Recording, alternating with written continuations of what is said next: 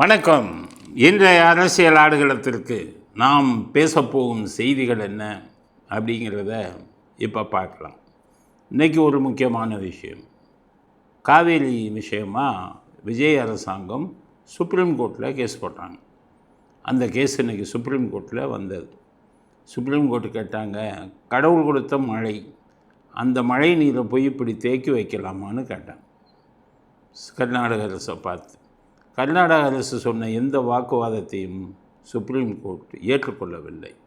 காவேரி நதிநீர் ஆணையம் சொல்லியிருக்காங்க 3500 கன அடி நீர் 15 நாளைக்கு, முதல்ல அதை திறந்து விடுங்க அப்படின்னு சொல்லிட்டு, கடவுள் கொடுத்த மழையை நீங்கள் ஒரு நாள் சொந்தம் கொண்டாட முடியாது அப்படிங்கிறத தெள்ள தெளிவாக சொல்லியிருக்காங்க. இப்போ சுப்ரீம் கோர்ட்டுக்கு போனது தான் சரியான முடிவு. ஏன்னு கேட்டிங்கன்னா, இதில் ஒரு தீர்வு கிடைக்கும். இப்போ சுப்ரீம் கோர்ட் ஆணையை அவங்க நடத்தி காட்டணும். நடத்தலைன்னா கண்டெம்ப்ட் ஆஃப் கோர்ட்டுன்னு நாளைக்கு போட்டாங்கன்னா வீட்டுக்கு போகணும் டிகே சிவகுமார். அதனால் இப்போ காவேரி நீரில் தண்ணியை திறக்கணும். அப்போ இந்த அரசாங்கம் கரெக்டாக தான் பண்ணியிருக்காங்க. இதுவரை ஸ்டாலின் 5 வருஷம் இருந்தார். காவேரி பற்றி கண்டுக்கிட்டாரா? ஒரு தடவையாச்சும் உச்ச நீதிமன்றத்துக்கு போயிருக்காரா? இன்றைக்கி குதின்னு குதிக்கிறாரு. மேகதூதன் என்னைக்கு போயிருக்காரா? அது உதயநிதிக்கு பாருங்க என்ன இதுக்காக உதயநிதி என்ன சொல்கிறாரு? தற்கொலை அரசு, வெக்கங்கட்ட அரசு, கேடுகட்ட அரசு. ஒரு மனுஷன் எப்படியெல்லாம் பேசக்கூடாதோ அப்படி பேசுகிற ஒரு மனிதர் ஒரு அரசியலில் இருக்கிறது கேவலம். நமக்கு கேடுகட்ட அரசு, வெக்கங்கட்ட அரசுன்னு எதுக்கு பேசுகிறீங்க?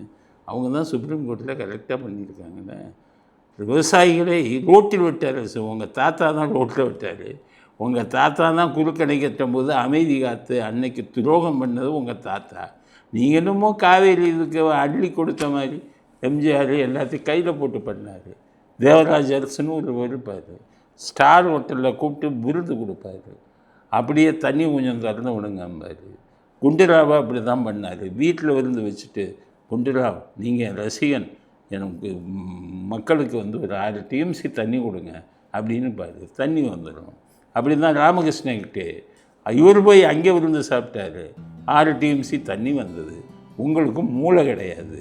மூளை இருந்தால் எம்ஜிஆர் மாதிரி செஞ்சுருக்கலாம். அப்போ சுப்ரீம் கோர்ட்டுக்கு போகிற அளவுக்கு அறிவு இருக்காதான்னு பார்த்தா அதுவும் கிடையாது. அது இருந்தால் அதை பண்ணியிருக்கலாம். ஆளுங்கட்சியாக இருக்கும்போது எதையுமே பண்ணாமல் எதிர்கட்சியாக வந்த உடனே ஒன்றுக்கும் குற்றச்சாட்டு சொல்லிகிட்டு இருந்தீங்கன்னா என்ன அர்த்தம்? இன்றைக்கி சுப்ரீம் கோர்ட் சொல்லியிருக்கேன். அப்போ இதுக்கு பாராட்டணும்ல நீங்கள்? கேடுகட்ட அரசுன்னு சொல்கிறீங்களே எப்படி? இதற்காகத்தான், இந்த தண்ணி விடுறதுக்காகத்தான் இந்த கைது செஞ்சாங்க. தண்ணி விடுறதுக்காக கைது செய்யலை. திரிஷாவை பற்றி டபுள் மீனிங்கில் பேசுனதுனால, ரெட்டை அர்த்தத்தில் அசிங்கமாக பேசுனீங்க. உதயநிதிக்கு சொல்கிறேன், அதுக்காகத்தான் உங்களை கைது பண்ணாங்க. பெருசாக எல்லாத்துக்கும் பேசுகிறேன். என் கூட இருக்கிறவங்க நம்ம திமுககாரங்க இருக்காங்களே, நம்ம வரலாறு தெரியாமல் பண்ணுறாங்க அப்படிங்கிற தாவைக்க அரசு. நமது வரலாறு தெரியாமல் கூட, உங்கள் வரலாறு என்ன வரலாறு? பெரிய பயம் இவங்களா? தைரியசாலிகளா? உங்கள் தாத்தா ஐயோ அம்மான்னு குதித்த கதையெல்லாம் தெரியாதா? முரசொலிமாறன் என்னாரு கைது பண்ணும்போது $100 வேப்பேரியில் அந்த ரோட்டில் ஓடின வீடியோலாம் காவல்துறையிட்டு இருக்குது. இப்போ கைதை பார்த்து எப்படி பயந்தீங்க? அன்னைக்கு டிஜிபி ஆஃபீஸ் கதவை போய் தள்ளினீங்களே. அன்னைக்கு மத்திய அமைச்சராக இருந்த டிஆர் பாலு உள்ள பிரச்சனை பண்ணாருன்னு கைது பண்ணி கூட்டிகிட்டு போனாங்களே. எல்லோரும் பயந்து ஓடினீங்களே இல்லையா? அன்னைக்கு உங்கள் அப்பா பயந்துக்கிட்டு பெங்களூருக்கு ஓடினார கைது பண்ணும்போது. என்னமோ பெரிய உலகமாக வீரன் மாதிரி பேசுகிறீங்க. நம்ம வரலாறு தெரியாமல், வரலாறு என்ன வரலாறு சொல்லு. 76 இதில் போட்டான் மிசாலை. உங்கள் ஆளுங்கள்லாம் துணியை காணான்னு எப்படி ஓடினாங்கன்னு சொல்லுங்கள். மிசா விட்டு வெளியில் பெரிய சாதனை பண்ண மாதிரி மிசான்னு முன்னாடி போச்சு. மிசா சிட்டி பாபு, மிசா என்னன்னு போட்ட கூட்டமாக நீங்கள் பெரிய தேச தியாகம் பண்ணிட்டா ஜெயிலுக்கு போனீங்க. அதனால் அவங்களுக்கு சொல்கிறேன், உதயநிதிக்கு அடக்கமாக பேசுங்க. வாயடக்கம் தேவை, நாவடக்கம் தேவை. அங்கே பேசுகிறது இவருக்கு மரியாதை வர மரியாதை கேட்குறாரு. யார்? இந்த ஓபிஎஸ் ஒன்றுக்குமே லாய்க்கில்லாத ஆள். டீ கடை வச்சுருந்தால போய் இந்த ஜெயலலிதா போய் முதலமைச்சரை போட்டால் அந்த ஆள் பண்ணிடலாம். யாருக்காச்சும் விசுவாசமாக இருக்கணும் இல்லையா? அங்கே போயிட்டு என்ன பேசுகிறாரு? முதலமைச்சர் விஜய் அங்கே வர்றார், பொதுவாக சட்டசபைக்கு. வந்த உடனே அவர் சீட்டில் உட்காராமல் எந்த பக்கம் எல்லா பக்கமும் வந்து எல்லாத்தையும் கும்பிட்றாரு. ஒரு தமிழ் பண்பாடு என்ன தெரியுமா? ஒருத்தர் வந்து நம்மளை கும்பிடும்போது இப்படி சேரில் சாஞ்சிக்கிட்டு காலை ஆட்டிக்கிட்டு இருக்கிறது தான் தமிழ் பண்பாடா? உதயநிதிக்கு தான் கேட்குறேன். நீ என்ன ஒரு துணை முதலமைச்சர், வெட்கக்கேடு அந்த நாட்டில். அவர் வந்து ஒவ்வொரு சீட்டாக கும்பிடும்போது அப்படியே சாஞ்சிக்கிட்டு லாடு மாதிரி, பெரிய வானத்திலேருந்து குதிச்ச குடும்பமா நீங்கள்? இந்த பெரிய நாட்டை இது இப்போ ராஜபரம்பரையிலேருந்து வந்தவங்கள அப்படி சாஞ்சிக்கிட்டு இருக்காது. இதில் வேடிக்கை என்னென்னா, அந்த ஓபிஎஸ் முதல்ல இதுக்கு எடுபடியாக இருந்தீங்க ஜெயலலிதாவுக்கு, இப்போ வந்துக்கிட்டு ஸ்டாலினுக்கு எடுபடியாக இருக்கீங்க. அப்படி வந்ததை வணக்கம் சொல்லாமல் லாடு மாதிரி ஒரு ஆள் சாஞ்சிக்கிட்டு இருந்ததை பற்றி பேசாமல் எல்லாருக்கும் வணக்கம் சொன்னார் முதலமைச்சர். முதலமைச்சர் வரும்போது எல்லோரும் எந்திரிச்சு நிற்கணும். அதே மாதிரி எதிர்கட்சி தலைவர் வரும்போது எந்திரிச்சு நிற்கணுமா? அந்த டிஷர்ட்டு போட்டுட்டு ஒரு மனுஷனாக ஒரு துணை முதல்வராக இருந்த மாதிரி அந்த வர்றாரு, அவர் டிஷர்ட்டு போட்டுக்கிட்டு வர்றாரு, இவர் வரும்போது எந்திரிச்சு நிற்கணுமா? அவர் வாச்ச முதலமைச்சர், இந்த 8 கோடி பேர் மக்கள் வந்து தேர்ந்தெடுத்த ஒரு பிரதிநிதி. நீங்கள் என்ன எல்லாம் கள்ள ஓட்டு, எல்லாமே திருடுமுள்ளு இப்படி பண்ணி ஆட்சிக்கு வந்தவங்க இப்போ ஒன்றும் இல்லாமல் போயிட்டீங்க. அவர் சொல்கிறார், இந்த மாதிரி ரிசல்ட்டை, இந்த மாதிரி தேர்தல் முடிவை யாருமே எதிர்பார்க்கவில்லை. ஏன் நாங்கள் எதிர்பார்த்தோமே? நான் தான் சொன்னேனே தோற்று போயிடுவீங்கன்னு. தாவைக்கு ஆட்சி வரும்னு சொன்னேனே, பழைய வீடியோ எடுத்து பாருங்கள். ஸ்டாலின் தோற்று போயிடுவார்னு சொன்னேனே. யாருமே எதிர்பார்க்க, அவங்களே எதிர்பார்க்குறேன் தாவைக்கா. நான் எதிர்பார்த்தேன்ப்பா, நான் சொன்ன இதெல்லாம் இருக்குது. வீடியோ எடுத்து போட்டு பாருங்கள். தாவைக்கு ஆட்சி மலரும் அப்படின்னு சொல்லியே பண்ணோமே. நாங்கள் ஏஐயில் எடுத்தோம். உங்களுக்கெல்லாம் மூளை இருந்தால் தானே ஏஐ பற்றி ரிசல்ட் எல்லாம் தெரியும். ஒருத்தனுக்கும் படிப்பறிவே கிடையாது. எவனை 200 கோடி 300 கோடின்னு கூட்டிகிட்டு வரீங்களே, அந்த அறிவாளி சொல்ல வேண்டியதானே நீங்கள் தோப்பீங்கன்னு. நாங்கள் எப்படி சொன்னோம்? அதனால் ஒன்றுமே தெரியாதவங்க அட்வைஸ் வச்சுருக்கிறவன் அவன் அதை விட முட்டாடு வச்சுக்கிட்டு எல்லா அயோக்கியத்தனையும் பண்ணிவிட்டு எல்லா உங்களுக்கு மக்கள் ஓட்டு போட்டுருவாங்க. மக்கள் ஓட்டு போடலன்னா அவங்க நல்ல சாவு வராது, இப்படியெல்லாம் பேசுவீங்களா? அதனால சொல்கிறேன், ஜாலி ட்ரிப்பாக போயிட்டு வந்தாராம். இங்கேருந்து தஞ்சாவூர் ஏன் ஜாலி ட்ரிப்பா? ஜாலி ட்ரிப்பு அதுவும் காலையில் போலீஸ் வந்ததான். போலீஸ் வந்தால் போலீஸில் சொன்னாராம், இது வெக்கங்கெட்ட அரசு, கேடுகட்ட அரசு. எல்லோரும் ஒத்துக்கிட்டாங்களாம். எந்த போலீஸாச்சும் ஒத்துக்குவானா சொல்லுங்கள்? போலீஸ்காரன் யார் ஆளுங்கட்சியாக இருக்காங்களோ அவங்களுக்கு தான் பயப்படுவான், வந்து பார்த்துருப்பான். இது வெக்கங்கெட்ட அரசு, கேடுகட்ட அரசுன்னு இருப்பார். இது மென்டலு பைத்தியம் முடிச்சு போச்சுன்ட்டு பேசாமல் இருந்திருப்பான். உடனே இவர் அதை ஒத்துக்கிட்டாங்களாம் போலீஸு, கேடுகட்ட அரசு வெக்கங்கெட்ட அரசுன்னு சொன்னதை. அப்போ எப்படிப்பட்ட ஆளை பாருங்கள், நம்ம நாட்டுக்கு துணை முதலமைச்சராக வச்சுருக்கோம். அது சொல்ல ஜாலி. இது வந்து காலையில் வீட்டுக்கு வந்தாங்கன்னா 8 மணி, காலையில் 8:30 மணி அப்படின்னு சொல்கிறாரு. 8:30 வரும்போது ஒரு பேப்பர் படிச்சுக்கிட்டு இருந்தாங்க. இவர் தூங்குறது 2 மணி வரை, தூங்குறது நைட்டு 2-3 மணிக்கு தான். இன்ஸ்டாகிராமில் நடிகர்கள் ஃபோட்டோலாம் பார்த்துக்கிட்டு இருப்பார்.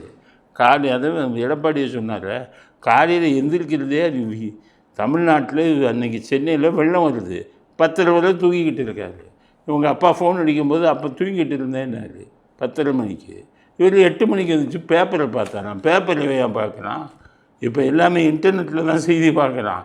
பேப்பர் காலமெல்லாம் முடிந்து விட்டது. உங்கள் தாத்தா பேப்பரை பார்த்துக்கிட்டு இருந்தார். பேப்பரை பார்த்துட்டு ஃபோன் அடிப்பார், ஒன்றும் செய்ய மாட்டார். இவன் பேப்பரை பார்த்துக்கிட்டு இருந்தோம். பார்த்து விட்டோடனே எங்களுக்கு செய்தி வந்தது. பேப்பரை பார்த்தாராம். பேப்பர் பார்த்தா எதுக்கு பாத்ரூமில் உள்ளே போய் ஒழிஞ்சிங்க?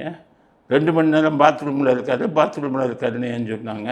உங்கள் வீட்டில் பாத்ரூம்லேருந்து யாருக்கு ஃபோன் பண்ணீங்க? சேகர்பாபுக்கு ஃபோன் பண்ணி, சேகர்பாபு உடனே ஆளுங்களை அனுப்பி கைது பண்ண வந்திருக்காங்கன்னு கெஞ்சினீங்களா இல்லையா?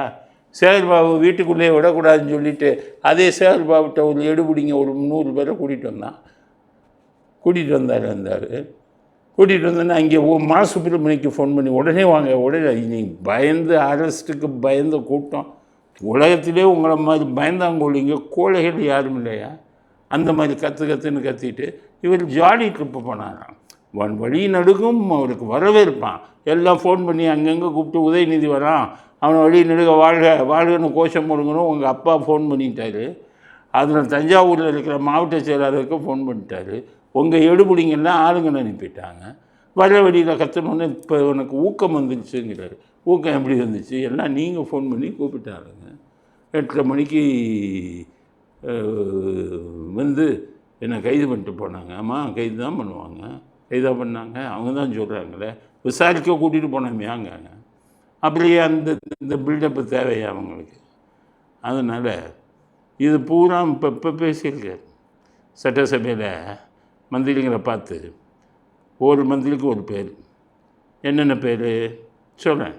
ஒவ்வொருத்தருக்கு பேர் சொல்கிறார். பிளாக் லாட்டரி அமைச்சர். அந்த பிளாக் லாட்டரி அமைச்சர்கிட்ட தான் 90,000 கோடி உங்கள் அப்பாவும் உங்கள் தாத்தாவும் லஞ்சமாக நன்கொடைங்கிற பேரில் வாங்கினாங்க.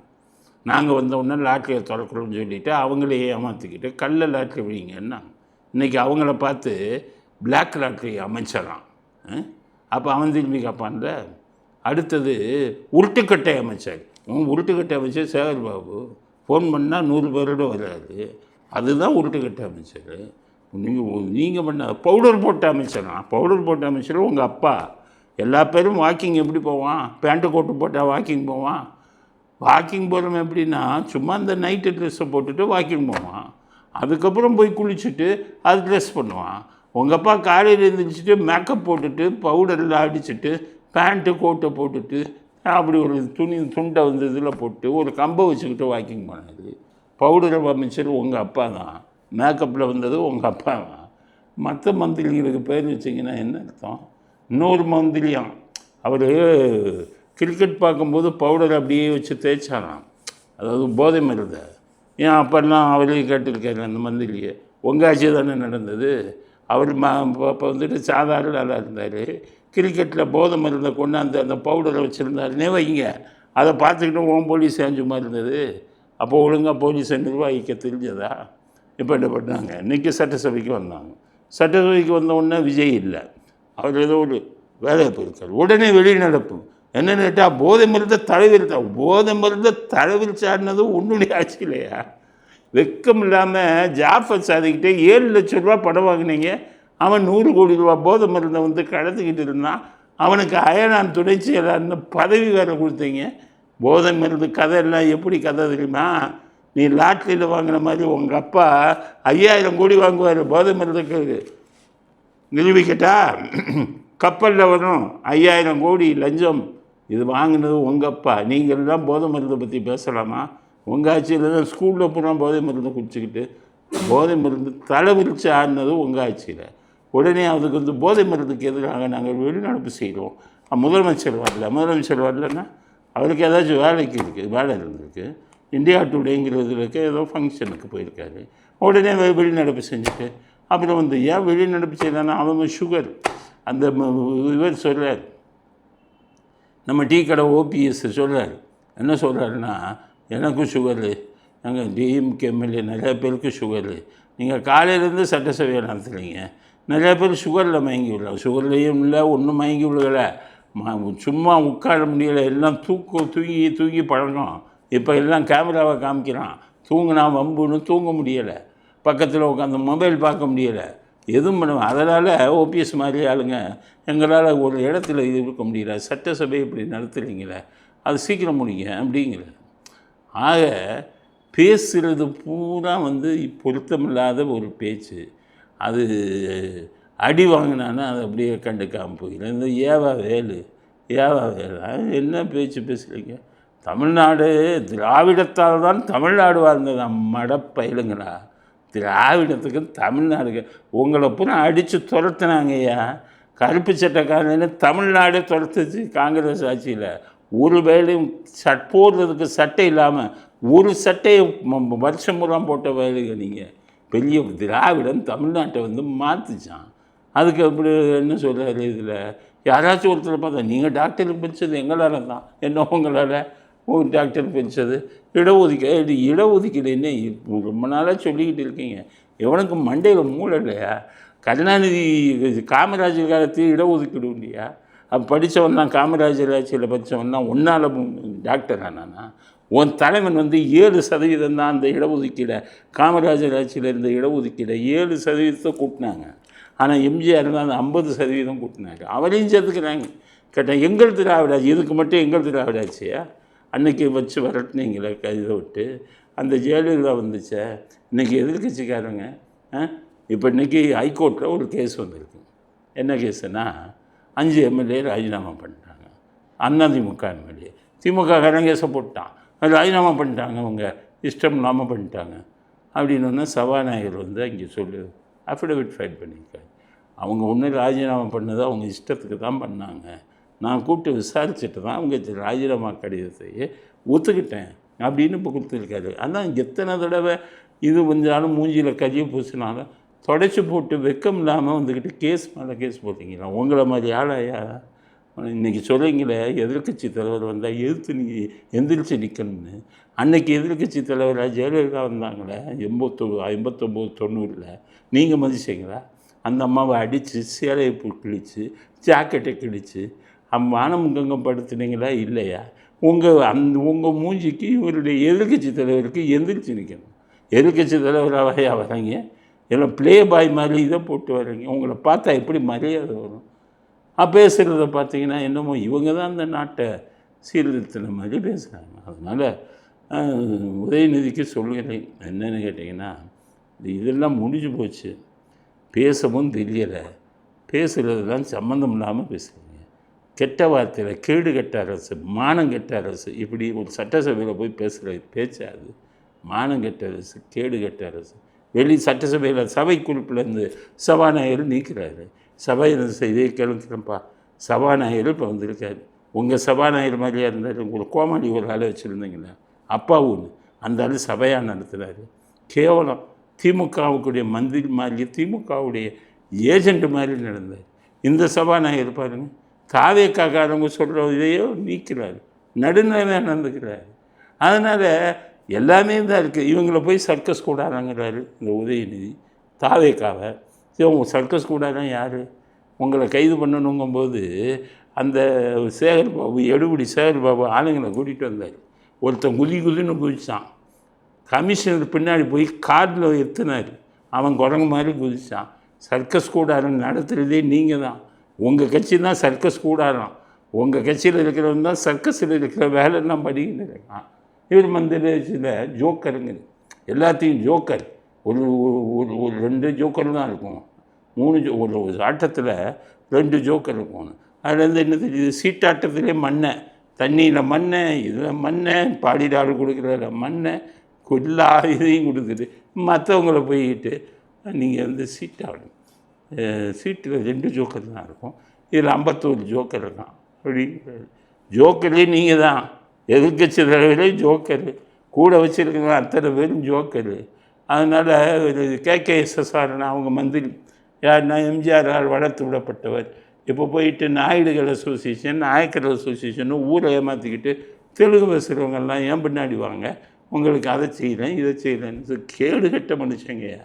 ஒரு அமைச்சராக ஜாதி இதில் அவனுக்கு ஒவ்வொரு ஜாதிக்கும் செய்கிறத அப்படி ஜாதி இதில் செஞ்சாலும் மர்மமாக வச்சுக்கணும். இப்படி மாநாடு போட்டு KNR நீங்கள்லாம் பேசுகிறது. இந்த KKSSR அவர் பேசுகிறாரு, எங்கள் கட்சி தலைவர் திரும்ப வருவார், அப்போ நீங்கள் இருக்க மாட்டீங்க. உன் கட்சி தலைவனே இனிமே கவலை தான்யா. உன் கட்சி தலைவனே கட்சி தலைவனாக தான் இருக்கணும். இனி உன் கட்சி தலைவன் திரும்ப வருவான்னு கனவு கூட காங்காதீங்க. அவர் சொல்கிறாரு, நம்மளை இப்போ பெயில் எடுக்கிறாங்க, கூடி சீக்கிரம் இவங்க பெயில் எடுக்கணும். நடக்காதுப்பா, நீங்கள் பெயில் எடுக்கணும்.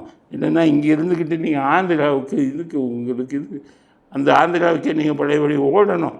இல்லைன்னா ராஜபக்ச குடும்பம் போன மாதிரி குடும்பத்தோடு தமிழ்நாட்டை விட்டு துரத்தப்படுவீர்கள். அந்த நாட்கள் வெகு விரைவில் நடக்கும் அப்படிங்கிறத சட்டசபையில் இந்த கூத்து நடந்ததும் இல்லாமல் வெளியில் இந்த கூத்தை ஒவ்வொரு இடமும் இந்த மாதிரிலாம் பேசியிருக்கேன். இப்போ அடுத்து பார்த்தீங்கன்னா, இப்போ சட்டசபையில் இன்னொரு விஷயம் நடந்திருக்கு. விஜய் மன்னிப்பு கேட்டிருக்காரு. என்ன மன்னிப்பு? தெரியாமல் சாரி. ஏன் சாரி? அதில் தாவேக்கா மந்திரின்னு நினைக்கிறேன். அவர் பேசும்போது என்ன சொல்கிறாரு, கருணாநிதி அப்படிங்க. உடனே விஜய் சாரி, அவர் பேர் சொன்ன, என்ன பேர் சொன்னதுக்கு சாரி? எதுக்கு சாரி கேட்குறீங்க?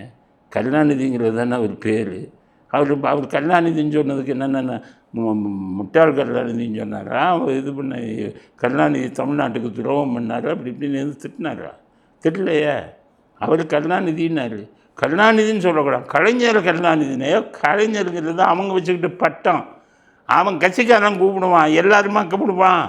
நான்லாம் கூப்பிடுவேனா? ஜெயலலிதா அடிப்பாங்க சட்டசபையில், கருணாநிதி அப்படிம்பாங்க.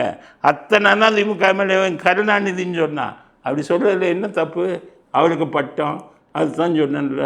திருச்சி வேலுசாமி சொன்னார்ல, கொள்ளையடிப்பதும் லஞ்சம் வாங்குவதும் தற்பழிப்பதும் ஒரு கலை, அந்த கலையை செய்வதால் என் பெயர் கலைஞன் அப்படின்னு அவர் வசனம் எழுதுனதாக சொல்லுவாங்க. அப்படிப்பட்ட ஒருத்தருக்கு கலைஞன்கிற பட்டம் நீங்கள் ஏன் சொல்லணும்? இது விஜய் சொன்னதே தப்பு அப்படிங்கிறது தான். நீ சாரின்னு இதுக்கு சொல்லணும். ஏன் அப்போ இன்னமே சட்டசபையில் காமராஜர் நீங்கள் சொல்லக்கூடாது, கர்ம வீரர் காமராஜர்னு சொல்லணும். புரட்சி தலைவர் எம்ஜிஆர்னு சொல்லுங்கள். புரட்சி தலைவி ஜெயலலிதான்னு சொல்லுவீங்களா? தாவேக்காவில் சேர்ந்த அத்தனை பேரும் பட்டப்பேரோடு சொல்லுங்கள். கருணாநிதியை அந்த பேருக்கே தகுதி இல்லாதவர். அவரை சொன்னதுக்காக விஜய் சாரிங்கிறது எங்களுக்கு ஏற்புடையதில்லை. அதனால் சாரி சொன்னது தப்பு, விஜய் செஞ்சது தப்பு அப்படிங்கிறது தான் நம்மளுடைய அடுத்த கட்ட கதை. அடுத்தது அண்ணாமலை கதை. அவரை பற்றி அவர் எப்படின்னா தமிழ்நாட்டிலே வித்தியாசமான ஒரு ஆள். தலைவர்லாம் நான் சொல்ல மாட்டேன் எங்கள் வாயால். தலைவருக்கு தகுதி இல்லாத ஆள். 200 பேர் வச்சுக்கிட்டு கெட்ட வார்த்தையில் கமெண்ட்டு போடுற ஆள். பேசுனா கெட்ட வார்த்தையில் கமெண்ட் வந்துடும். அது எதையாச்சும் பேசுனா நம்ம பதில் சொல்லணும். எல்லோரும் பேசுகிறது பதில் சொல்லணும்னா எல்லோரும் கெட்ட வார்த்தையில் கமெண்ட்டு போடுறாங்க. இந்த அண்ணாமலை மட்டும் ஏன் கெட்ட வார்த்தையில் கமெண்ட்டு போடுறீங்க? ஐபிஎஸ் படிச்சுட்டு வந்தங்கிறீங்க, உங்களுக்கு அந்த தகுதி வேணாமா? அதை நான் பண்ணுவாங்க. நீங்கள் சொன்னதுக்கு சொல்கிறோம். அவர் சொல்கிறார், இப்போ 20 லட்சம் பேர் சேர்ந்துருக்காங்களாம் வீத லீடர்ஸில். 50 லட்சம் ஆனால் தான் கட்சி ஆரம்பிப்பாராம். அவருக்கு அமித்ஷா கூப்பிட்டு சொல்லிட்டாரு, நீ மட்டும் கட்சி ஆரம்பிச்சேன்னு நீ லண்டனில் பதுக்கி வச்ச பணம், நீ லண்டனில் முதலீடு பண்ண பணம், எந்த 2000 கோடி பெங்களூரில் வந்து நீ பண்ண பணம் அத்தனையும் வெளியில் கொண்டு வந்துடுவோனான்ட்டார். அதனால் மூச்சு விடாமல் கட்சி ஆரம்பிக்கிறத விட்டுட்டார். வீத லீடர்ஸ் ஆர்கு அப்படின்னு ஒன்று நம்பினார். அதில் பெங்களூரில் இருக்கிறவெல்லாம் சேரலாம். எதுனா நம்மளெல்லாம் லீடர்னு சொல்கிறாங்கன்னு சேர்ந்தான். அது ஒரு ட்ரஸ்ட்டாக ஆரம்பிக்கப்பட்டது. அதில் சேர்ந்தான். அதில் வந்து எல்லோரும் சேருங்கன்னாரு. 16 லட்சம் 17 லட்சம் 20 லட்சம்னாரு. 13,000 பேர் சேர்ந்துருக்கான். நாங்கள் பாட்டை போட்டு ரெஃபர் பண்ணிட்டோம். 13,000 to 15,000 தான் சேர்ந்துருக்கான். அதை வச்சுக்கிட்டு 30-20 லட்சம் சேர்ந்துட்டான். இனி 30 லட்சம் சேர்ந்துட்டான். இனி 50 லட்சம் வந்தோடனே ஆரம்பிப்போம் அப்படின்னு சொல்கிறாரு. விஜய் ஆட்சியில் லஞ்சம் வாங்க ஆரம்பிச்சிட்டாங்க, என்கிட்ட ஆதாரம் இருக்குன்னாரு. சரி, டிஎம்கே ஃபைல் ஒன்றுன்னீங்களே, ஆதாரம் இருக்குன்னு போய் கொடுத்தீங்களே, வெளியிட்டீங்களே, அது என்னாச்சு? டிஎம்கே ஃபைல் 2ன்னு கொடுத்தீங்களே, வெளியிடலன்னீங்களே, ஆதாரம் இருக்குன்னீங்களே, அது என்னாச்சு? கவர்னர்கிட்ட போனீங்களே, ட்ரங்கு பெட்டியில் போய் ஆதாரங்களை கொடுத்தீங்களே, அது என்னாச்சு? டிஎம்கே ஃபைல் 2 என்னாச்சு? இப்போ விஜய்க்கு வந்துட்டார், என்னிடம் ஆதாரம் இருக்கிறது, அமைச்சர்கள் லஞ்சம் வாங்கிக்கிறாங்க, ஆடியோ ஆதாரம் கேட்டால் போட்டுக்காதீங்க. அதனால சொல்கிறேன், அண்ணாமலை தமிழ்நாட்டுக்கு தலைவராக வருவதை நாங்கள் விட மாட்டோம், நாங்கள் எதிர்ப்போம். நீங்கள் 3% 4% ரஜினி ரசிகர்கள் தான் உங்கள் பக்கம் இருக்காங்க. அது ரஜினிகாந்த் ஏதோ சொல்லிவிட்டு இது பண்ணிக்க. அப்போ ரஜினிகாந்த் ஒன்று ஞாபகம் வருது, அவர் கவர்னராக போகிறாராம். இவர் டெல்லிக்கு ஃபோன் பண்ணி ப்ரெஷர் கொடுக்குறாரு. அதாவது அவங்களால விஜய் வந்து முதலமைச்சரானால தாங்கவே முடியவில்லை. சினிமாவில் ஏதோ போட்டி, ஏதோ அவர் தலைவிதி நாட்டுக்கு முதலமைச்சராக வந்துட்டார். அதனால் என்னை தமிழ்நாடுக்கு கவர்னராக்குங்கன்னு கேட்குறாரு. ஆனால் சட்டம் எப்படி இருக்குன்னா, எந்த ஊருக்காரங்களோ அந்த ஊருக்கு கவர்னராக போட மாட்டாங்க, வேறு இதுக்கு தான் போடுவாங்க. பரவாயில்ல, கேரளாவுக்கு என்னை போட்டு தமிழ்நாடு இன்சார்ஜாக கொடுங்க. இந்த விஜய்க்கு முன்னாடி போய் நான் தலை நிமிர்ந்து நிற்கணும், நான் வந்து இது பண்ணி அவருக்கு மற்ற விஷயம் நான் கூப்பிட்டு கேட்கணும், விஜய்க்கு மேலே போய் இருக்கணும்னு கேட்டுக்கிட்டு இருக்கானா. அதனால் கவர்னராக போட போகிறாங்களாம்.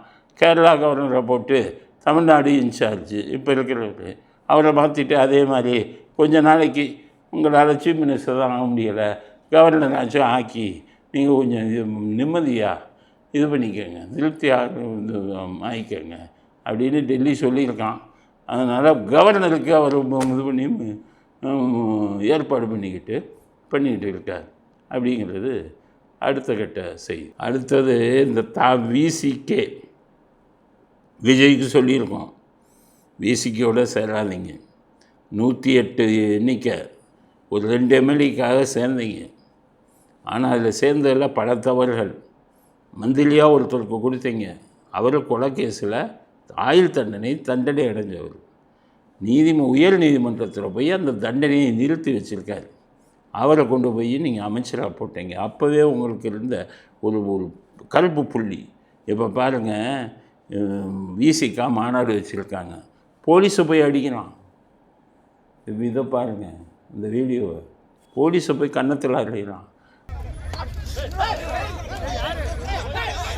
அட்ராசிட்டிஸ் போகிறவன் வர்றவன் பஸ்ஸில் ஏறி இவ்வளவு அட்ராசிட்டிஸ் பண்ணுறாங்க விசிகா தொண்டர்கள். விசிகா இப்போ போலீஸ் ஸ்டேஷன்லாம் கட்ட பஞ்சாயத்துலாம் இன்னமும் தொடரும்.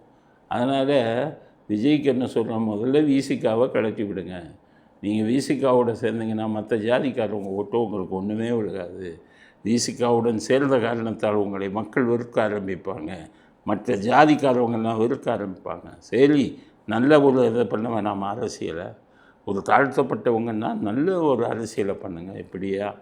இப்படியெல்லாம் பண்ணுறாங்க. இது திருமாவளவனும் ஊக்குவிக்கிறார் அப்படிங்கிறத விஜய்க்கு அட்வைஸாக சொல்கிறேன். கேட்பதும் கேட்காததும் உங்கள் இஷ்டம் அப்படிங்கிறது அடுத்தது 100 நாள் ஆச்சு, ஒன்றுமே மாற்றம் தெரியல அப்படிங்கிறார். யார்?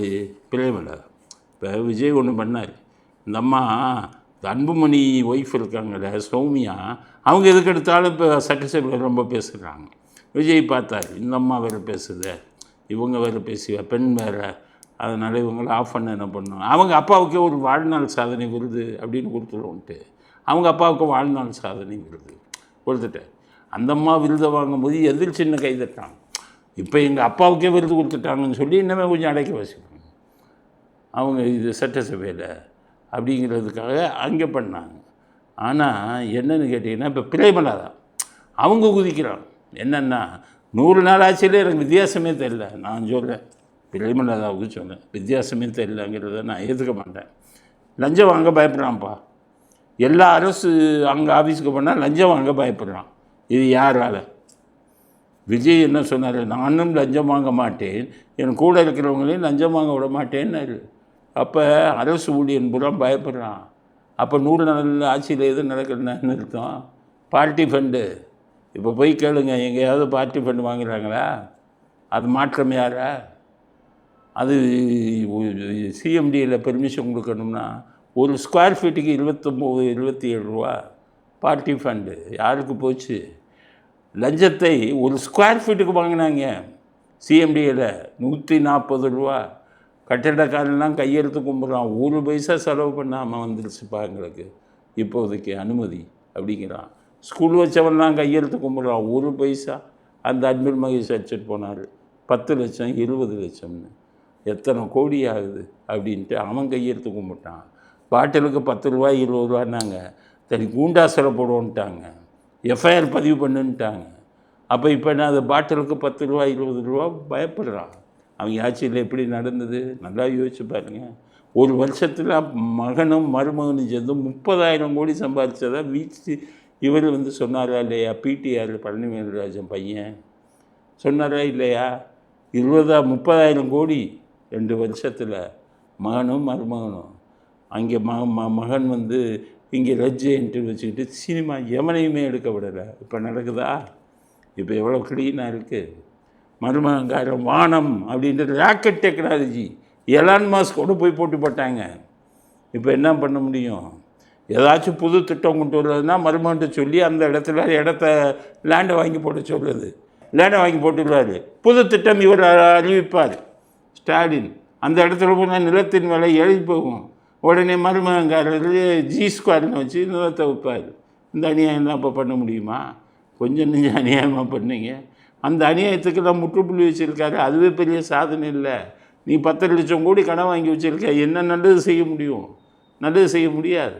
அதனால் இப்போ இதெல்லாம் அவங்க இதில் நடந்த அநியாயங்கள் அக்கிரமங்கள் எல்லாம் நடக்காமல் பார்த்து கொண்டிருப்பதே ஒரு மிகப்பெரிய சாதனை, விஜய் செய்த மிகப்பெரிய சாதனை என்பதை அடுத்த கட்ட கருத்தாக பதிவு செய்கிறோம். இத்துடன் இன்றைய அரசியல் ஆடுகளம் நிறைவு பெறுகிறது. மீண்டும் நாளை புதிய செய்திகளுடன் உங்களை சந்திக்கிறோம். நன்றி, வணக்கம், ஜெய் ஹிந்த்.